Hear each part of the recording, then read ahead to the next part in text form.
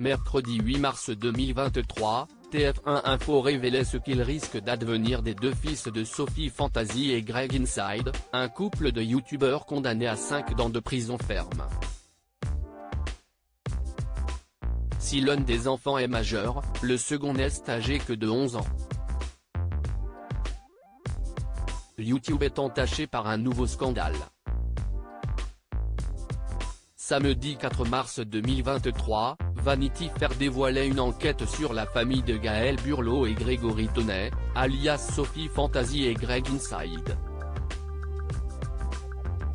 Fort de son million d'abonnés sur la plateforme de vidéo, le couple jouissait d'une notoriété non négligeable. Pourtant, depuis le mois de décembre, la communauté du duo n'a plus été gratifiée du fameux Hello mes paillettes qui débute chaque vidéo. Et pour cause, les parents de cette famille de 4 enfants ont dû répondre d'accusations d'escroquerie devant un tribunal.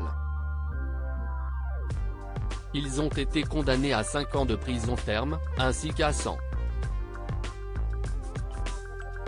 000 € d'amende. Vous savez ce que CIST, comme on dit, le mensonge prend l'ascenseur et la vérité prend l'escalier, expliquait-il à leurs abonnés dans une vidéo depuis rendue inaccessible. Un business de l'amour factice. La vérité, selon Vanity Fair, CIST que pendant près de 2 décennies, Gaël, Grégory et leurs anciens associés, d'une agence matrimoniale, note de la rédaction, auraient promis à des âmes solitaires de trouver le grand amour auprès de femmes venues d'Europe de l'Est ou d'Asie du Sud-Est. Or ils se seraient souvent contentés d'encaisser les cotisations des malheureux crédules, au point que le montant des sommes soutirées s'élèverait à 2 millions d'euros. Un préjudice qui aurait impacté 340 hommes en quête du grand amour. À en croire nos confrères, l'agence, appelée poétiquement Centre National de Recherche en Relations Humaines, appartenait à la famille de Grégory Tonnet depuis 1996. Lequel travaillait déjà pour l'entreprise familiale lorsque Gaël Burlot a postulé pour y être standardiste. Au fil des ans, l'entreprise rebaptisée Eurocalange en 2010 se targue d'avoir marié près de 10,000 personnes et de bénéficier de partenariats avec des agences en Ukraine, en Biélorussie, Russie, mais aussi au Vietnam ou au Cambodge.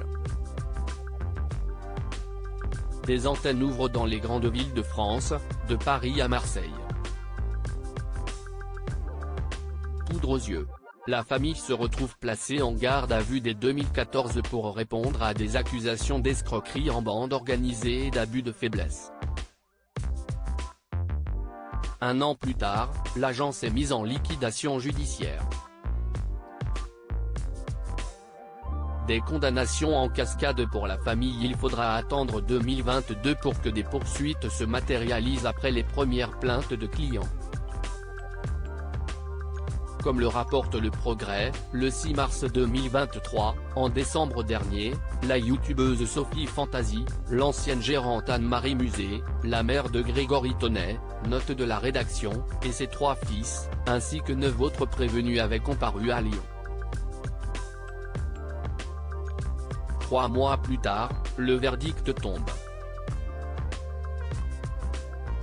Anne-Marie Musée est condamnée à 5 années d'emprisonnement dont 3 ans avec sursis et 20,000 € d'amende. Son fils, Roland Tonnet, responsable du service juridique et contentieux de l'agence, a été condamné à 4 ans d'emprisonnement dont 2 ans avec sursis et 10,000 € d'amende.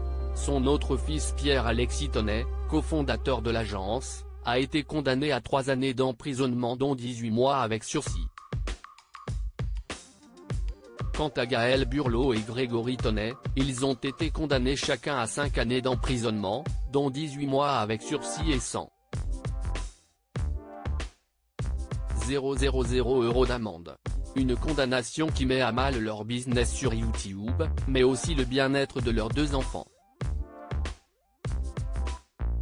Les histoires de nos parents ne nous concernent pas, comme le rappelle TF1 Info, mercredi 8 mars 2023, Néo, 18 ans et Swan, 11 ans, sont les fils du couple.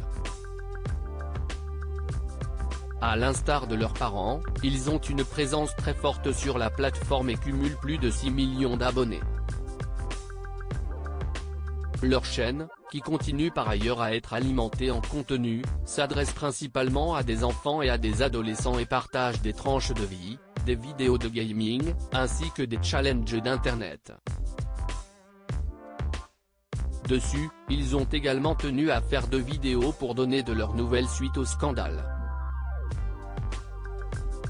Les histoires de nos parents ne nous concernent pas, même si je les soutiens à 100%, avait alors déclaré le jeune Néo à sa communauté.